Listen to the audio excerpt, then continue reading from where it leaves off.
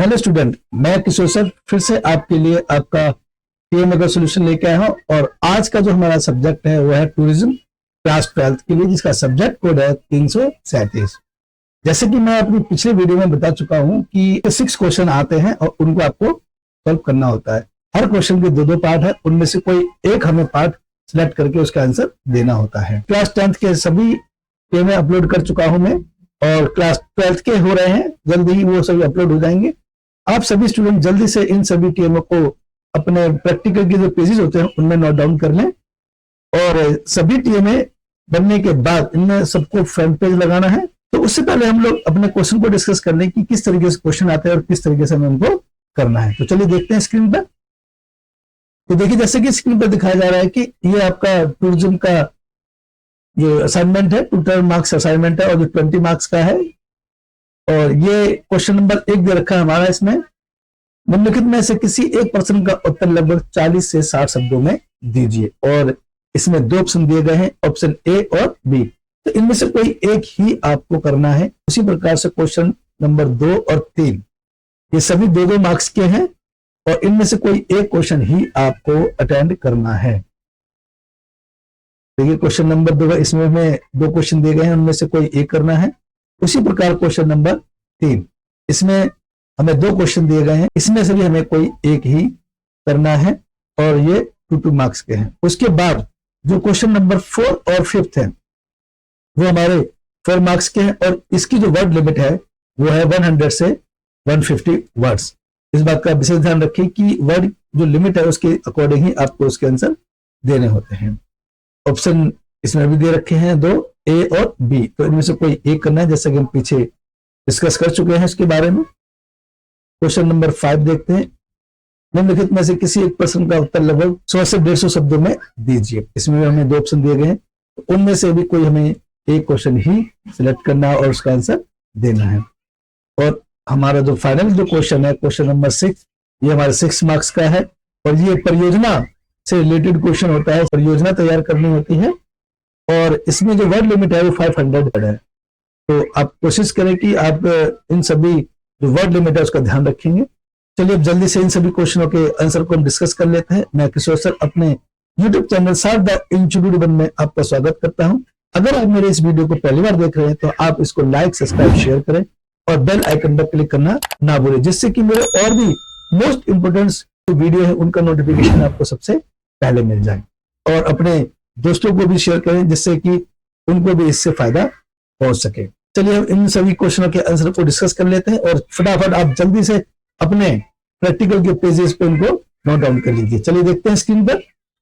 चलिए आइए देखते हैं हम इन सभी क्वेश्चनों के आंसर जो मैंने सॉल्व कर लिए हैं उनको किस तरीके से करना है, हम उनको डिस्कस कर लेते हैं। तो क्वेश्चन नंबर 1, निम्नलिखित में से किसी एक प्रश्न का उत्तर लगभग 40 से 60 शब्दों में दीजिए। तो इसका ऑप्शन मैंने ए लिया है, आप ऐसे ही करना। तो सबसे इंपॉर्टेंट बात जो मैं आपसे डिस्कस करना चाहता हूं, जो आप क्वेश्चन लिखना है वो आपको ब्लैक पेन से लिखना है, और आंसर को आपको ब्लू पेन से लिखना है। राइटिंग आपकी नीट एंड क्लीन, साफ साफ हो, कटिंग ना करें, सुंदर सुंदर बनाए, खुला खुला लिखे। इसी के आपको 20 मार्क्स मिलने वाले हैं। यही आपके मार्क्स आपके रिजल्ट में इंक्लूड होकर मार्क्स और परसेंटेज को बढ़ा देते हैं। तो अब इस बात का विशेष ध्यान रखिए कि आपकी राइटिंग साफ हो, कटिंग ना करें, सुंदर सुंदर लिखें। तो चलिए हम देखते हैं इसके ए ऑप्शन को हम डिस्कस कर लेते हैं। हाल के वर्षों में पर्यटन को प्रभावित करने वाले कारकों का विश्लेषण कीजिए। तो जैसा कि हम डिस्कस कर चुके हैं कि इनके जो आंसर हमें 40 से 60 वर्ड में देना है। तो वर्ड लिमिट बहुत इंपॉर्टेंट है, आप इसका विशेष ध्यान रखें। तो वर्ड लिमिट के अकॉर्डिंग ही आपको इसके आंसर देने हैं। तो उसी तरीके से मैंने इनको सॉल्व किया है। तो चलिए हम देखते हैं इसके आंसर को। हाल के वर्षों में पर्यटन को प्रभावित करने वाले कारकों में कोविड-19 महामारी, यात्रा प्रतिबंध, आर्थिक मंदी, जलवायु परिवर्तन और सुरक्षा चिंताएं प्रमुख हैं। इसके अलावा डिजिटल मार्केटिंग और ऑनलाइन बुकिंग प्लेटफॉर्म ने नेटवर्क पर्यटन में सकारात्मक बदलाव लाए हैं। स्थानीय संस्कृति और पर्यावरण संरक्षण की और बढ़ती जागरूकता ने भी पर्यटन की दिशा प्रभावित की है। चलिए अब क्वेश्चन 2 को देख लेते हैं। निम्नलिखित में से किसी एक प्रश्न का उत्तर लगभग 40 से 60 शब्दों में दीजिए। जैसा कि मैं आपको पहले ही बता चुका हूं कि क्वेश्चन नंबर आपका 1, 2 और 3 हमारे 2 मार्क्स के हैं और इसकी वर्ड लिमिट 40 से 60 वर्ड ही है, तो उसके अकॉर्डिंग हमें इसमें करना है। तो इसका क्वेश्चन देखते हैं। क्वेश्चन है ए, इसका मैंने ऑप्शन लिया है, आप अपना पसंदीदा त्योहार कैसे मनाते हैं, इसका विस्तार से वर्णन कीजिए। तो देखिए, मेरा पसंदीदा त्योहार दिवाली है, जिसे मैं बड़े उत्साह से मनाता हूं। घर की साफ सफाई, सजावट से शुरुआत होती है, रंगोली बनाते हैं और दीप जलाते हैं। परिवार संग पूजा अर्चना करते हैं और मिठाइयां बांटते हैं। रात को आतिशबाजी का आनंद लेते हैं और अपनों के साथ खुशियां साझा करते हैं। इसी प्रकार क्वेश्चन नंबर 3 है, निम्नलिखित में से किसी एक प्रश्न का उत्तर 40 से 60 शब्दों में दीजिए। तो इसका ऑप्शन बी देखते हैं, मानव संसाधन प्रबंधन की मुख्य विशेषताएं की पहचान कीजिए कि उसकी मुख्य विशेषताएं कौन सी हैं। ऑप्शन बी को देखते हैं, मानव संसाधन प्रबंधन की मुख्य विशेषताओं की पहचान कीजिए और उनके बारे में बताइए। तो देखते हैं इसका आंसर क्या है। मानव संसाधन प्रबंधन की मुख्य विशेषताएं इस प्रकार हैं। नंबर 1, कर्मचारियों का विकास, उनकी क्षमताओं और कौशल का संवर्धन। नंबर 2, सकारात्मक कार्य संस्कृति, बेहतर प्रदर्शन के लिए प्रेरणा और प्रोत्साहन। और नंबर 3, नियोजन, मानव संसाधन का कुशल उपयोग। और नंबर 4, संबंध प्रबंधन, प्रबंधन और कर्मचारियों के बीच समन्वय होना चाहिए, ये बहुत जरूरी है। और पॉइंट नंबर 5, कानूनी अनुपालन, श्रम कानून और नीतियों का पालन। ये हमारे क्वेश्चन 3 कंप्लीट हो चुके हैं, जो कि हमारे 2 मार्क्स के थे। अब जो हम क्वेश्चन करेंगे, क्वेश्चन नंबर 4 और 5, ये हमारे 4 मार्क्स के हैं और इसकी जो वर्ड लिमिट है वो 100 से 150 वर्ड है। तो चलिए हम क्वेश्चन को देख लेते हैं। इसका ऑप्शन मैंने ए लिया हुआ है, अपने क्षेत्र के ऐतिहासिक और सांस्कृतिक महत्व के 4 स्थानों की पहचान कीजिए, इस पर एक नोट भी लिखिए। तो देखिए इसके आंसर को देख लेते हैं। मेरे क्षेत्र में ऐतिहासिक और सांस्कृतिक महत्व के 4 प्रमुख स्थान हैं। नंबर 1 तो मेरा दिल्ली का यह विश्व धरोहर स्थल भारत की इस्लामी वास्तुकला का उत्कृष्ट उदाहरण है और पर्यटकों के लिए आकर्षक का केंद्र है। और नंबर 2, लाल किला, मुगल काल का यह किला स्वतंत्रता दिवस पर राष्ट्रीय ध्वज फहराने का केंद्र है और भारत के इतिहास का प्रतीक भी है। इंडिया गेट, यह स्मारक प्रथम विश्व युद्ध में शहीद हुए भारतीय सैनिकों की याद में बनाया गया और देशभक्ति का प्रतीक भी है। उसी प्रकार पॉइंट नंबर 4, जंतर मंतर, खगोल विज्ञान और गणित में भारत की उन्नति का प्रमाण। यह स्थल वैज्ञानिक दृष्टिकोण के लिए प्रसिद्ध है। यह स्थल न केवल हमारे इतिहास को जीवित रखते हैं बल्कि संस्कृति धरोहर के प्रति जागरूकता भी बढ़ाते हैं। उसी प्रकार क्वेश्चन 5 को देखते हैं। इसका ऑप्शन मैंने बी लिया है, पर्यटन उद्योग में उभर रहे हालिया रुझानों का विश्लेषण कीजिए। चलिए उत्तर देखते हैं। पर्यटन उद्योग में हाल के वर्षों में कई नए रुझान उभरे हैं। सबसे प्रमुख स्थायी और जिम्मेदार पर्यटन है, जिसमें पर्यावरण संरक्षण और स्थानीय समुदायों का ध्यान रखा जाता है। डिजिटल तकनीक के उपयोग में ऑनलाइन बुकिंग, वर्चुअल टूर और डिजिटल गाइड का चलन बढ़ा है। महामारी के बाद स्वास्थ्य और वेलनेस पर्यटन को भी अधिक प्राथमिकता दी जा रही है, जिसमें योग, आयुर्वेद और मेडिसिन शामिल है। इसके अलावा लोग अब स्थानीय और अनदेखे स्थानों को प्राथमिकता दे रहे हैं, जिससे भीड़भाड़ वाले पर्यटन स्थलों का दबाव कम हुआ है। एकल यात्रा और कार और यात्रा का मिश्रण, दर्शन भी लोकप्रिय हो रहा है या लोकप्रिय हो रहे हैं। इन रुझानों ने पर्यटन उद्योगों को नई दिशा दी है और पर्यटकों की बदलती जरूरतों के अनुसार इसे और अधिक लचीला और अनुकूल बना दिया है। ये क्वेश्चन हमारे 5 कंप्लीट हो चुके हैं, जो कि हमारे 4 मार्क्स के थे। अब जो हमारा फाइनल जो क्वेश्चन है वो हमारा 6 मार्क्स का है, और ये परियोजना पर आधारित एक क्वेश्चन होता है। जो हमें परियोजना तैयार करनी होती है तो आप इसको देखें, और ये आपको कम से कम 500 वर्ड्स में लिखना होता है।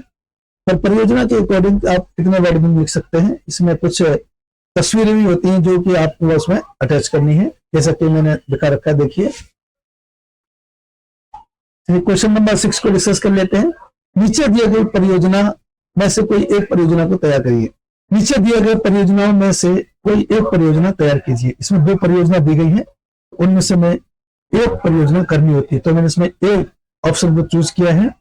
6 भारतीय विरासत स्थानों की तस्वीर एकत्र कीजिए और उन्हें अपने स्क्रैप बुक में चिपकाएं।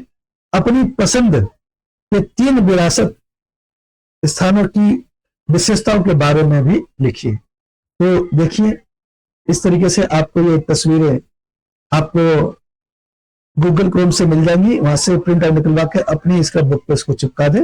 उत्तर देखते हैं हम लोग। यहाँ भारतीय विरासत स्थानों की एक सूची दी गई है जिनकी तस्वीरें आप अपनी स्क्रैप बुक में चिपका सकते हैं। जैसे मैं देख के ताजमहल लिया है, और मैंने जयपुर का अमेज किला लिया है। उसी प्रकार तीसरे नंबर पर मैंने लिया है खजुराहो के मंदिर, मध्य प्रदेश में जो स्थित है, और कोणार्क का सूर्य मंदिर उड़ीसा में है, और महाबलीपुरम के सेलकृत स्मारक जो कि तमिलनाडु में स्थित है। ये इस तरीके की तस्वीर दिखाई गई है, देखिए। और जो लास्ट का हमारा दिखता है सांची का स्तूप, जो मध्य प्रदेश में है। ये सभी आपको जो पिक्चर्स हैं आपको गूगल पर मिल जाएंगे, वहां से आप डाउनलोड करके प्रिंट आउट निकलवा लें और अपनी असाइनमेंट की जो फाइल है उसमें इसको स्टिक कर दें, चिपका दें। अब इन विरासत स्थानों में से किन्हीं 3 में से 3 की विशेषताओं पर विस्तार से जानकारी दी गई है, जो इस प्रकार। देखिए, नंबर 1 पर देखते हैं ताजमहल, जो कि आगरा में स्थित है। और ताजमहल के बारे में आप सभी जानते हैं, तो और प्रचलित भी है काफी। ये 8वां अजूबा है, उसके बारे में हमें अच्छे से जान लेना भी चाहिए। ताजमहल विश्व के 7 अजूबों में से एक अजूबा है और यूनेस्को द्वारा मान्यता प्राप्त विश्व धरोहर स्थल भी है। इसका निर्माण मुगल बादशाह शाहजहां ने अपनी पत्नी मुमताज महल की याद में करवाया। ये इमारत प्रेम का प्रतीक है। इसमें इस्लामी वस्तुओं की विशेषता जैसे गुंबद, मीनारें और जटिल नक्काशी दिखाई गई है। यमुना नदी के किनारे स्थित यह स्मारक अद्वितीय भव्यता और शांति का अनुभव कराता है। चलिए उसी प्रकार इसी का सेकंड देख लेते हैं। खजुराहो के मंदिर, जो कि मध्य प्रदेश में है, इसकी विशेषता देख लेते हैं। खजुराहो के मंदिर अपने अद्भुत शिल्प और कामुक मूर्तियों के लिए प्रसिद्ध है। यह मंदिर चंदेल वंश के दौरान 950 से 1050 ईस्वी के बीच में बने थे। यहाँ हिंदू और जैन धर्म के 20 से अधिक मंदिर हैं, जो भारतीय संस्कृति, कला और धर्म का संगम दर्शाते हैं। इनकी मूर्तियों में जीवन के विभिन्न पहलू जैसे नृत्य, संगीत, प्रेम और ध्यान को खूबसूरती से उकेरा गया है। पॉइंट नंबर 3, सांची का स्तूप, जो कि मध्य प्रदेश में स्थित है। सांची का स्तूप बौद्ध वास्तुकला का उत्कृष्ट उदाहरण है। इसे इसी शताब्दी ईसा पूर्व में सम्राट अशोक द्वारा बनवाया गया था। यह स्थल गौतम बुद्ध के जीवन और उनके शिक्षाओं का प्रतीक है। स्तूप में जटिल नक्काशीदार तोरण और बुद्ध के जीवन से संबंधित चित्र मौजूद है। यह स्थान शांति और ध्यान का वातावरण प्रदान करता है और बौद्ध धर्म के अनुयायियों के लिए एक महत्वपूर्ण तीर्थ स्थल है। भारतीय विरासत स्थल न केवल हमारे इतिहास और संस्कृति का प्रतीक है, बल्कि यह हमें अपनी जड़ों से जोड़ने का अवसर भी प्रदान करते हैं। ताजमहल प्रेम का प्रतीक है।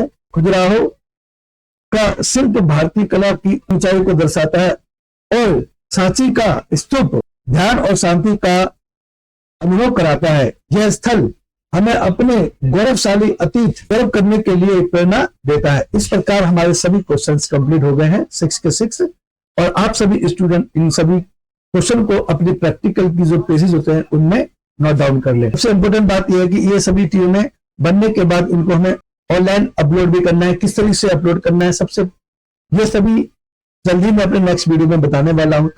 अगर आप मेरे इस वीडियो को पहली बार देख रहे हैं तो इसको लाइक, सब्सक्राइब, शेयर करें और बेल आइकन पर क्लिक करना ना भूलें, जिससे कि और भी मोस्ट इंपोर्टेंट वीडियो का नोटिफिकेशन आपको सबसे पहले मिल जाए। तो चलिए जल्दी मिलते हैं अपने नेक्स्ट वीडियो के सॉल्यूशन के साथ। तब तक के लिए टेक केयर, बाय बाय, जय भारत, जय हिंद।